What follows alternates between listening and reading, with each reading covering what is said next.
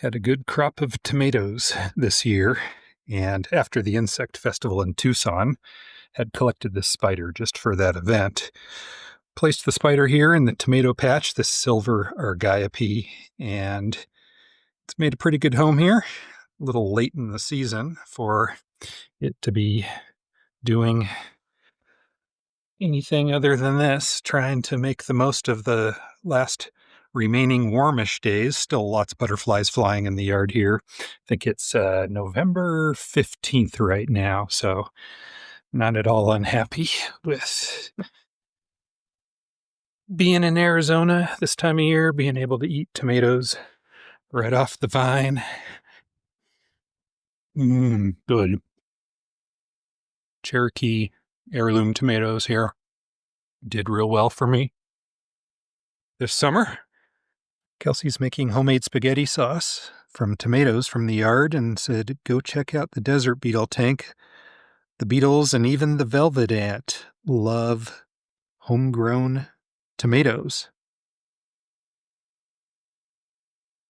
Really surprised to see that Dasyamutilla klugii at the tomato.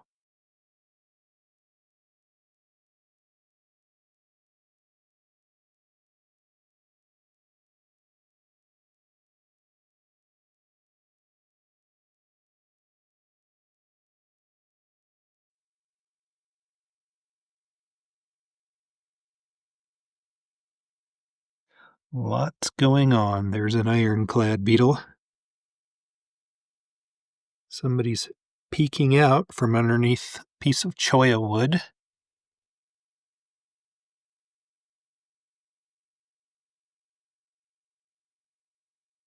Something that happens here in Arizona, not uncommonly. We've got a little scorpion on the floor. Kelsey just brought it to my attention. A lot of people don't want to see scorpions in their house, including here in Arizona, where they should be kind of used to it. But we're a little different. We get excited when we see a scorpion. It means $5. All right. Skip ahead about 4 minutes if you don't want to hear me updating you on what's been going on in the last couple of years and what I expect of the future. I'm very good at rambling on and on about bugs or about myself. And so just skip ahead if you want to skip this part and get back to the bugs. He's back. It's been a couple years since I did any long format videos, and I'm coming back to YouTube. I've been focusing mostly on Instagram the last 5 years or so, but YouTube was always my favorite place to be. My favorite videos are the longer format videos. I always have plenty to talk about. I always have plenty of bugs to showcase, and I'm just back. So I hope that some of you from the old subscriber base are still out there and are going to appreciate the rare, unusual, unique diversity that I can showcase through the operations of Bugs in Cyberspace. We have a website unlike any other. It's been up since 1997. I am a lifer, if there is such a thing, since the day I was born, interested in bugs. And I can guarantee until the day that I die, I will also be interested in bugs. This year, after being with her for 2 years, I married a bug lover, Kelsey, and it's really wonderful to have a partner in bugs for the first time in my life, and we are doing great work together. In particular, we've been working a lot with jumping spiders, and I venture to suggest that we have the largest, most diverse collection of jumping spiders in the country, in terms of Phidippus, probably the world. We have a bunch of species that a lot of you will never have heard of, even jumping spider people, the majority of which are mainly keepers of the regal jumping spider. In today's video, you're going to see me sort of document a couple days of my life and just what goes on around here. You'll see a little bit of the camper van that my dad is building that I hope to take out on the road and do some bug trips with. And I'm going to bring you guys along with me. And we're going to set some targets to go see some great bugs. We might visit all 50 states over the years. I just don't know where it's going to go. But today, this video here is the first of weekly videos from now on. I'm coming back to YouTube because it is my favorite place. It's always had the best people. The people that comment are so wonderful and motivating for me. I've been doing shorts recently. Just today, Frank the Tank, who I see commenting on Russ's videos, for example, all the time over at Aquarium Max Pets. He commented on a video. There's a few other people who are regular commenters on the shorts I've been posting for the last 6 weeks or so, just to kind of lean back into YouTube. It's really wonderful, the community here, the support that the watchers, the viewers, the subscribers uh, give in the comments areas has always been the best. And so I just want to say thank you. And whether you end up subscribing to my videos or you just kind of float in and float out every once in a while, I can guarantee that if you are a pet bug lover, you will see things here that you will never see anywhere else. And in addition to that, I have a very unique lifestyle, being just completely interested in bugs, that lends itself to showing you things that you won't see elsewhere. So thank you very much for watching, and I look forward to interacting with you guys in the comments. Couple sections of wood right here that I cut for raising stag beetles. Gonna soak them, get this outer layer of bark off. Going to demonstrate for you why it's important to put oak logs in with your stag beetles. So here's an example of a bin that I didn't put any oak log in. And I'm guessing we're not going to see very many larvae in here. There's one. One Lucanus mazama cottonwood stag beetle larva. You know, we just excavated maybe about a sixth or an eighth of this container right here, and saw one larva. I'm going to move that into a different container in a moment. And now I'm going to show you a container that has an oak log in it so you can see the difference a log makes in terms of where the females will deposit their eggs. In loose soil like this, not so much. Another container with an oak log in it. Now, this oak log was mostly buried in the substrate until recently when I kind of excavated it. But down here underneath, these are produced from adults that I put in here back in August. And you can see that now, as of mid-November, they've already put on quite a bit of size. And this log here, it looked like this on all sides. But the females nibbled into it, created a sawdust area, and these larvae that were laid in soil by the log, or maybe even a little bit into the log, they have been feeding on this oak wood ever since, and that's a pretty sizable third instar stag beetle larva. Good set of mandibles on it there. And this is what, August, September, October, November. This is just 3.5 months of growth from an oak log that I had in here from the yard. And there are quite a few larvae in here, more than I'm going to dig out. But they'll be around here in some of this adjacent, you see the sawdust here. They just nibble it out from underneath this log here and put on lots of size. And these would be adults again next summer. Got a rock in there.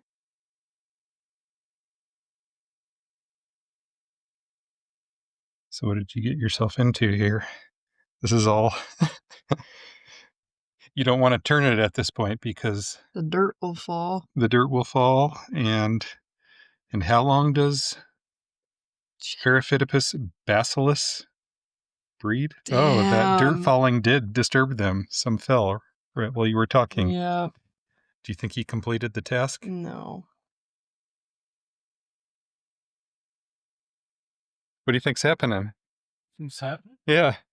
Somebody's going to build a van.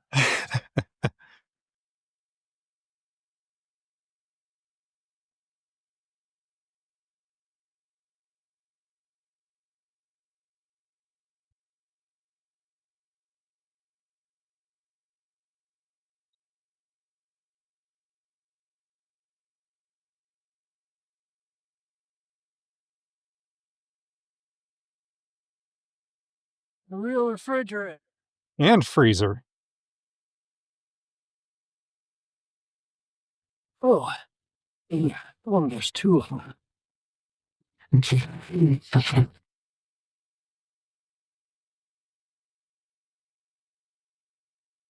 Letting all the water come out of the water catchment tank. Let me show you what I'm talking about. It's going to rain here in a few days. That's the water catchment tank. I think it's 850 gallons. Looks like it's right about there. And off the house, both sides of the gutter, we get a lot of rain here, up to 20 inches per year by Arizona standards. That's really good. All that rain goes in there, and I use it to power water the plants. And so it's going to fill back up here hopefully this week because we have some unexpected rain coming in. And mid-November rain, we get a little bit, but I'm expecting a little bit more than we do on average. And so I'm emptying out the tank here, plants in the yard, and we're going to make use of every drop that we can. A lot of animals like to get in over here, come for a drink. Javelina, deer, saw a gray fox in there one time.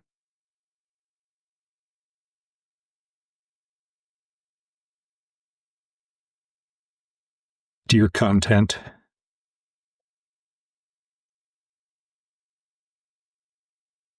Well, it happened. The rain came. November 15th. This is one of the new millipede species for the website. Call them king snake millipedes, California species, Parajulidae, and one of the longest species in the country. Really gorgeous species, wonderful patterning, both in terms of coloration, and then you can see all of those striations there on the cuticle. There's a Tylobolus, smaller round millipede, spirabolid, right in there. Just offered them some cantaloupe. It's feeding night here. That one's taking to the cantaloupe right away. Melon, always a favorite food of the millipedes. And as usual, those wave-like patterns. Haven't had these very long, and I'm not going to have them very long. Really wonderful to be able to bring them to the hobby.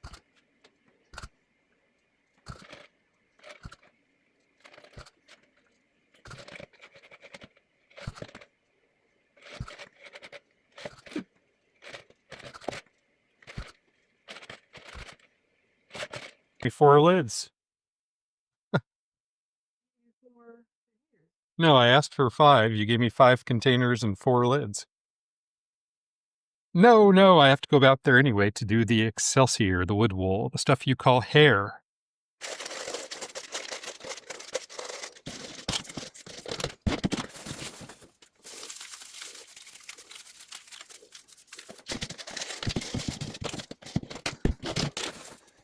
Bear with me while I explain what's going on here.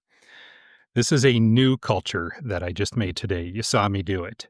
I'm going to pull flies out from 2 other cultures of these Drosophila haidii.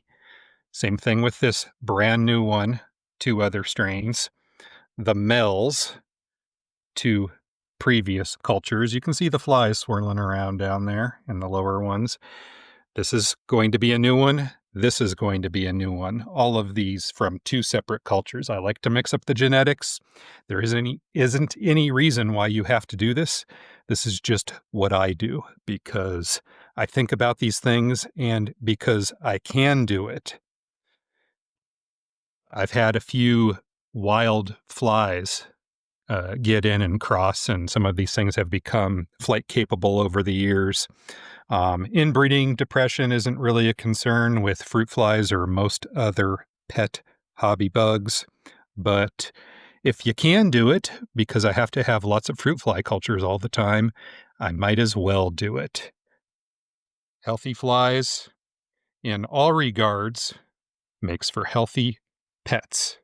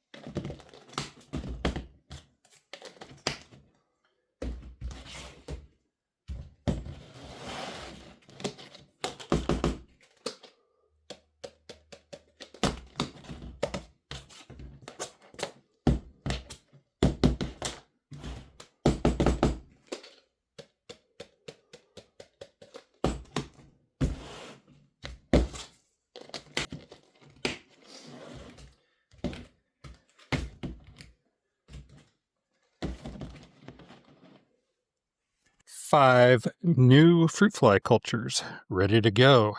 Keep the baby jumping spiderlings happy and keep the baby mantises happy. Phidippus sotis, and you say that they often Rub up in the debris. and then deposit their eggs down there. That's interesting and different than most other Phidippus species in captivity. And this one was fertilized by a male on November 7th. With 1 pedipalp. He had 1 pedipalp, but he got the job done.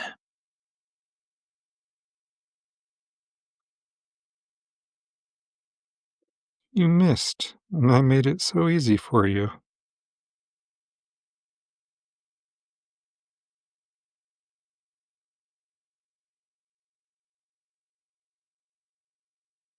She got it.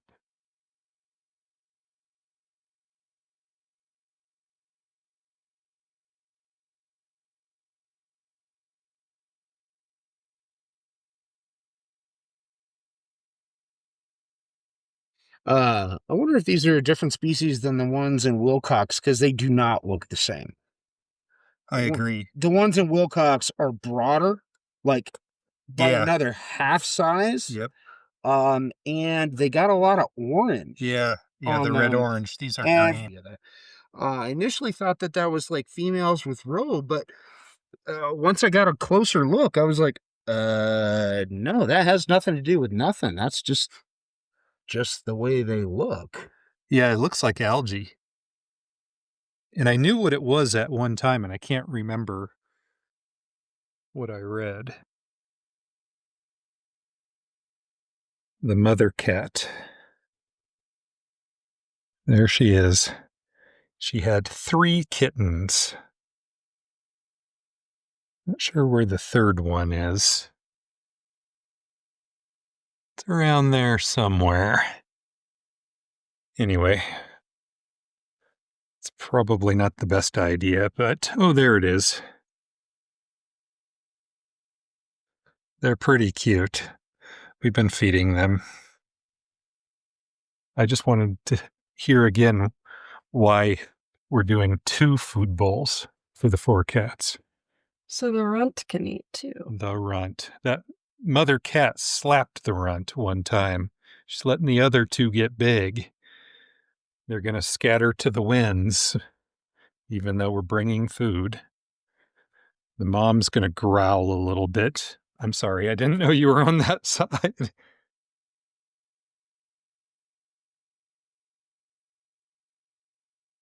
There it is, a little hiss.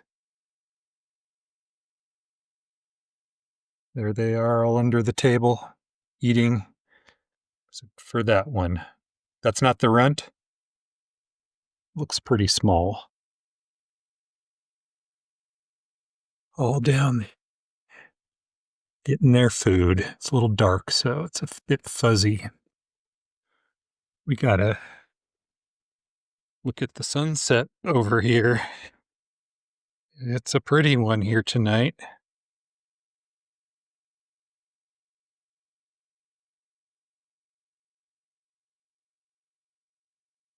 On the east side of the Santoritas. What's going on in the water? Plants are doing great. That's an Arides diving beetle. A couple of them moving around in there. Dropped some pellets in there about 20 minutes ago. Oh, good timing. They're going to share one.